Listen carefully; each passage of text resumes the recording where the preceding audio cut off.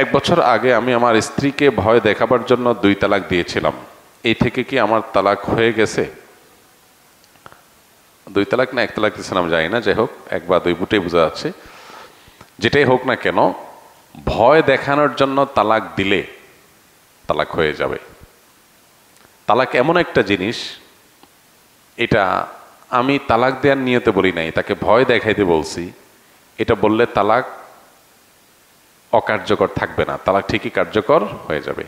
নবীজি সাল্লাল্লাহু আলাইহি সাল্লাম বলেছেন, সালাতুন জিদ্দুহুন্না জিদ্দুন ওয়া হাজলুহুন্না জিদ্দুন। 3টা বিষয় এমন আছে যেগুলো সত্যি সত্যি করলে যা হবে, রসিকতা করে দুষ্টমি করে অথবা অন্য কোনো উদ্দেশ্যে বললেও সেটা হয়ে যাবে। এর মধ্যে একটা হলো বিবাহ, আরেকটা হলো তালাক।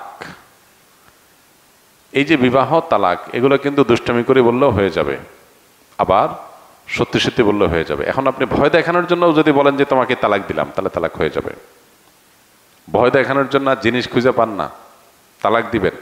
ভয় দেখানোর জন্য আর বহুত জিনিস আছে। আপনি ভয় দেখানোর জন্য একজনের বুকে ছুরি মেরে দিছেন, বুকে ছুরি মেরে দিছেন কেন? ভয় দেখানোর জন্য। কি বলেন? লোকটা মরে যাবে না বেঁচে থাকবে? যদি বলেন যে না, আমি তো মারার জন্য মারি নাই, ভয় দেখানোর জন্য মারছিলাম, এ কথা বললে কি লোকটা বেঁচে যাবে? তালাকটা এরকম। অনেকে তালাক সম্পর্কে জানেন না। এই জন্য আমি অনুরোধ করি, যারা বিয়ে শাদী করেন নাই, বিয়ের আগে তালাক সম্পর্কে ভালো করে জেনে নেন। তালাক সম্পর্কে যদি না জানেন, কখন কি সর্বনাশ করে ফেলবেন নিজেরটা নিজে টের পাবেন না। এবার আমাদের সতর্ক থাকতে হবে। আল্লাহ আমাদের বোঝার তৌফিক দান করুন। তবে 1 তালাক বা 2 তালাক দিলেও সম্পর্ক চিরতরে শেষ হয়ে যায় না। ইদ্যতের মধ্যে থাকলে ওইটা আবার ফেরত নেওয়ার সুযোগ থাকে। আর যদি ইদ্যত পার হয়ে চলে যায়, তা আবার নতুন করে আগ্ধ করে বৈবাহিক সম্পর্ক স্থাপন করা যেতে পারে, যদি তালাক 3টা না হয়। এখানে 1 তালাক দিয়েছেন বা 2টা তালাক হয়েছে, তাহলে সেক্ষেত্রে এখন আরেকটা তালাক ছিল বিধায় আপনি আবারও সংসার করতে পারবেন, যদি এরপরে আর কোনো তালাক না দিয়ে থাকেন। আর যদি ডেইলি আপনি ভয় দেখানোর জন্য তালাক দেন, তাহলে তো বহুত আগে শেষ হয়ে গেছে সম্পর্ক। আমার ছেলে মাদ্রাসায় পড়ে, কিন্তু মাঝে মধ্যে ঘুমের মধ্যে দিনে অথবা রাতে বিছানা পেশাব করে দেয়। ও বলতে পারে না, এর জন্য কি কোনো আমল আছে কিনা? ওর বয়স 9 বছর।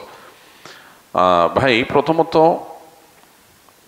বাচ্চাদের এই সমস্যাটা বেশি হয়, তারা ঘুমের মধ্যে পেশাব করে দেয়, বিছানা পেশাব করে দেয়। এটার শারীরিক সমস্যা, সেখান থেকে এই সমস্যা হয় অনেক ক্ষেত্রে। এক্ষেত্রে ডাক্তার দেখালে অনেক সময় সমাধান হয়। পাশাপাশি ঝাড়ফুঁকের মাধ্যমেও কিছু আমলের মাধ্যমে উপকার হয়। স্পেসিফিক কোনো আমল কোরআন বা হাদিসে আলাদা করে উল্লেখ করা নাই যে বিছানা পেশাবের জন্য এই আমল। তবে ঝাড়ফুঁককারীরা, তারপরে রাঁকিরা, এই বিষয়ে যারা এক্সপার্ট আছেন, তারা বিভিন্ন রকমের আমল সাজেশন করেন যে আমল করা যেতে পারে। কোরআন হাদিসের সাথে সাংঘর্ষিক না হলে সেরকম আমল করা যেতে পারে। কিন্তু এর পাশাপাশি বিছানায় পেশাব করার বিষয়টা, এইটা অনেক ক্ষেত্রেই ডাক্তারের ট্রিটমেন্টের মাধ্যমে ভালো হয়। বেশিরভাগ ক্ষেত্রেই এটা হয়ে থাকে শারীরিক সমস্যার কারণে। বিধায় এটার জন্য যদি প্রপার ট্রিটমেন্ট করা হয়, ডাক্তারের কাছে যাওয়া হয়, আশা করা যায় ইনশাআল্লাহ এটার সমাধান হবে।